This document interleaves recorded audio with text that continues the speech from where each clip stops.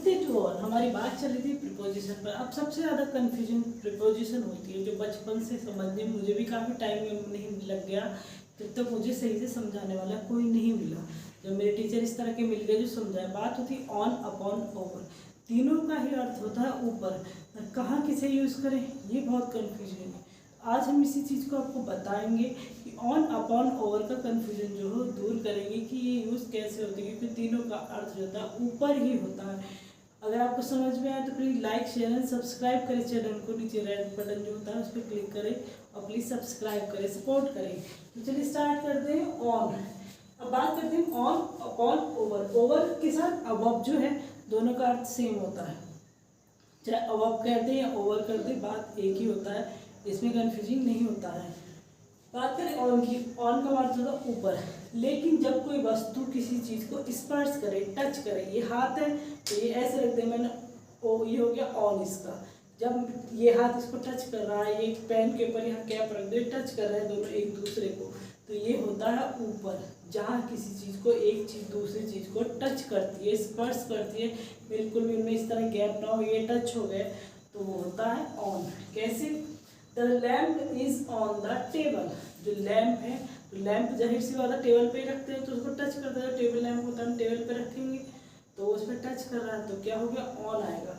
Confusion कैसे होता है एग्जाम में, ऑन भी दे देगा और द लैम्प इज अपॉन भी दे देगा, ओवर भी दे देंगे। तो हमें सीधा सीधा क्या था कि हमें समझना है कि सेंटेंस टच कर रहा है, लैम्प है तो जाहिर सी बात टेबल पर रखा तो टच ही कर रहा हो, तो हमें ऑन का यूज़ करना है। Next example, books are on the table.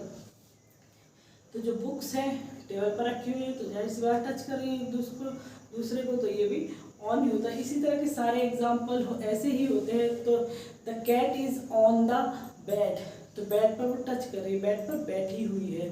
जब the birds are on the tree, तो ऑन द ट्री वो बैठी है, इसका मतलब स्थिर है, उस पर बैठी हुई है। इस तरह से कुछ भी ऑन हो, जब चीज़ स्थिर हो, बैठी हो या रखी हो, बिल्कुल टच कर रही हो किसी चीज़ को, तो ऑन होगा। छत पे कह दे the monkey is on the roof, तो इसका मतलब मंकी क्या, बैठा हुआ है छत के ऊपर, वो टच कर रहा है हमारी छत को। पेड़ पर बैठा है तो वो टच कर रहा है किसी भी चीज़ को, जो टच करती है ऊपर है, चीज़ क्या है, ऊपर है और वो टच कर रही है, तो ऑन के साथ आएगा, ऑन यूज होगा। नेक्स्ट होता है अपॉन, सेम अपॉन, लेकिन ऊपर, लेकिन मतलब क्या, गति के रूप में। अब मैंने आपको इन और इनटू बताया था।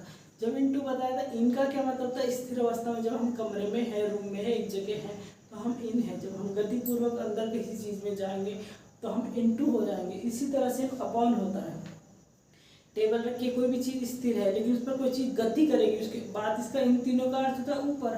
तो जब कोई ऊपर गति करेगी, ऊपर से गति से निकलेगी या कूद के निकलेगी, या ऐसे कोई भी इंसान किसी की चीज़ के ऊपर से कूद के निकलेगा, कोई टेबल रखी है, कोई नाली है, कोई पत्थर है उसके ऊपर, तो तब हम उसके ऊपर के लिए कि मैं पत्थर के ऊपर से कूद गई, तो पत्थर के ऊपर से कूदना मतलब मैंने गति की, तो ऑन यूज नहीं होगा, अपॉन होगा, क्योंकि मैंने टच नहीं किया पत्थर को, उसके ऊपर से कूदी। कोई भी चीज़ें, हम किसी के ऊपर से पाइप पड़ा है, हम ऊपर से कूद कर जा रहे हैं, तो गति करते हुए जा रहे हैं, उसे टच नहीं कर रहे हैं। हम पाइप पर खड़े हैं कि पाइप पर खड़ी हूँ मैं, तो मेरा ऑन होगा, और मैं पाइप के ऊपर से कूदी तो क्या होगा, मेरा अपॉन होगा। Example the cat is jumped upon the table. तो अब अगर टेबल पर कैट बैठी हुई थी, ऑन है, लेकिन उसने क्या किया, जंप किया, यहाँ वो जंप कर रही है, तो जंप करने के लिए तो ऐसे ही कूदेगी, गति करेगी, तो अपॉन का यूज होगा। Next the dog is jumped upon the drain. कुत्ता जो है नाली के ऊपर से कूद के, नाली में तो वो बैठेगा नहीं, वो कूदे, बैठते भी हैं और ऊपर तो बैठ नहीं सकते क्योंकि वो नाली तो गहरा, तो कूदेगा ही आदमी।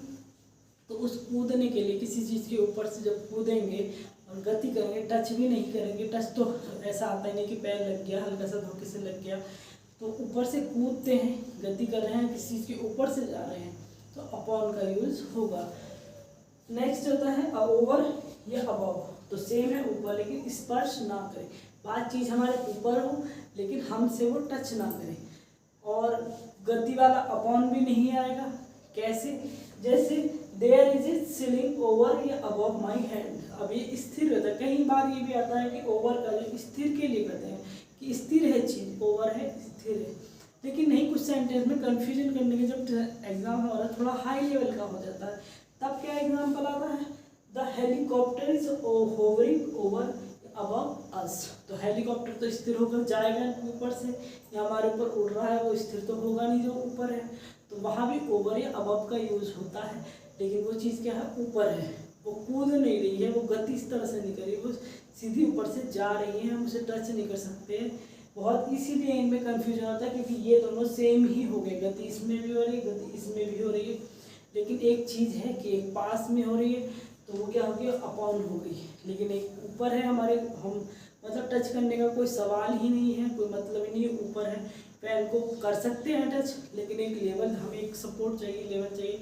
लेकिन अपॉन में क्या है कि बिल्ली थोड़ा टच भी कर सकती है, उसे टच कर भी निकल सकती है, तो इसमें स्पर्श नहीं होता है, बिल्कुल अलग ही है। ऊपर भी हमारे सिर से कभी पैर ऐसे चलते फिरते गति करते हुए ऐसे लगेगा नहीं, हेलीकॉप्टर है नहीं लगेगा। जैसे flags were waved over our our head, जो फ्लैग है जो लहराए जा रहे हैं हमारे सिर के ऊपर लहराए जा रहे हैं, तो वो टच तो नहीं कर रहे, ऊपर है, हम उसे इस तरह से देख सकते हैं, पर वो ऊपर एक जगह स्थिर है और वो क्या है, लहरा रहे हैं, लहराए जा रहे हैं।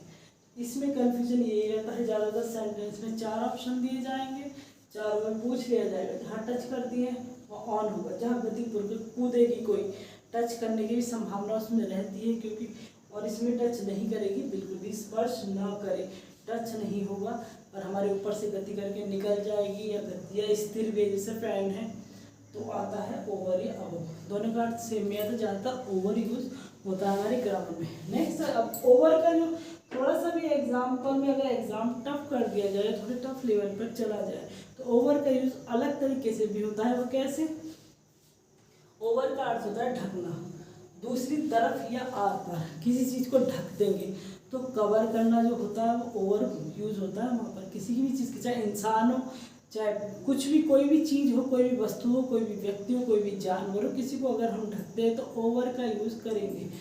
दूसरी तरफ, जैसे किसी का सड़क के दूसरी तरफ घर होगा तो ओवर होगा, कोई भी चीज़ है, कोई शहर है दूसरी तरफ है, नदी के दूसरे किनारे है, दूसरी तरफ है, तो ओवर का यूज़ होगा।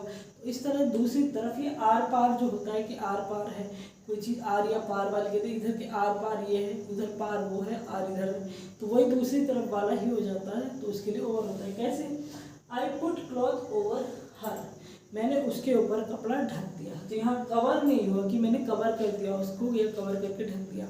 यहाँ ओवर यूज होता है जब लेवल हमारा एग्जाम का थोड़ा टफ होता है, तो कवर भी दे देंगे। आई पुट, तो पुट आ रहा है रखने के लिए, तो पुट तो वैसे ही पुट कर दिया, रख दिया उसके ऊपर, तो ओवर आएगा यहाँ पर।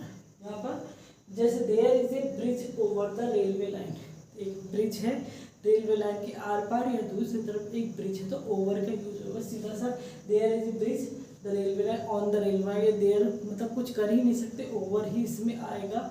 ये लेवल थोड़े टफ के लिए आता है, टेट वगैरह में इस तरह के नहीं बनते हैं, ये थोड़ा बड़ा, जैसे पीजीटी टीजीटी नेट वगैरह के एग्ज़ाम आते हैं उसमें ही आता है, वो आने के लिए थोड़ा सा, क्योंकि यहाँ तक तो एक बार को सब जानते हैं, वहाँ तक पहुँचना मुश्किल होता है।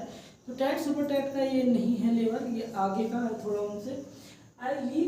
He leaves over this mountain, वह इस माउंटेन, इस पर्वत के आर पार रहता है या दूसरी तरफ रहता है, तो ओवर का यूज़ होगा। ये लैंग्वेज जब स्पीकिंग कोर्स करते हैं ये वहाँ जरूरत पड़ती है इसकी ज़्यादातर। नेक्स्ट होता है ओवर का यूज होता है मील, जो खाना होता है, टी लंच या ड्रिंक के साथ भी होता है। कैसे, we had a chat over a cup of tea, हमने एक कप चाय के ऊपर बात की। A matter was decided over the lunch, हमने ये मैटर जो है डिसाइड लंच के ऊपर डिसाइड किया है। तो ऊपर इस तरह से लंच हो, मील हो, ड्रिंक हो, कोई भी बच्चे जैसे स्टूडेंट करते हैं, we had a lunch, we had a talk over a lunch, we had a talk over a meal, हमने एक मील के ऊपर बात की, हमने चाय के ऊपर बात की। ये जो आता है थोड़ा आता है क्वेश्चन, ये वाला क्वेश्चन अब पूछा जाने लगा, क्योंकि कैसे समझ में आए कि ऊपर क्यों लिख रहे हैं, कि ओवर का मतलब ऊपर है तो क्यों आएगा, तो ये ओवर अब यूज़ होने लगा है, थोड़े लेवल में डिफरेंस आने लगा है, क्योंकि बार बार वही चीज़ नहीं दी जाएगी कि बार बार सीधा सीधा पूछ लिया कि इन दे दिया, इनटू दे दिया, आते हैं फिर पर ये थोड़े कम हो गया। अब लेवल थोड़ा एग्ज़ाम का, हर एग्ज़ाम का थोड़ा अलग होता जा रहा है। तो the matter was decided over the lunch, जो मैटर है वो लंच के ऊपर डिसाइड हुआ था। तो इस तरह से ये पूरा ऑन अपॉन ओवर है।